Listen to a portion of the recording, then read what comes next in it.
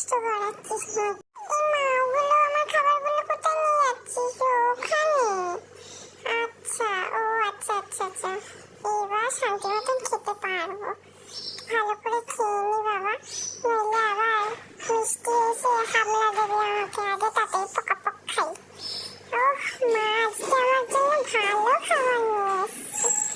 কি সুন্দর খেতে। ওই দুষ্টু, তাড়াতাড়ি খা, নইলে আমি এই যে শেষ হয়ে যাচ্ছে, এবার তোর খাবারটাকে হামলা দেবো কিন্তু।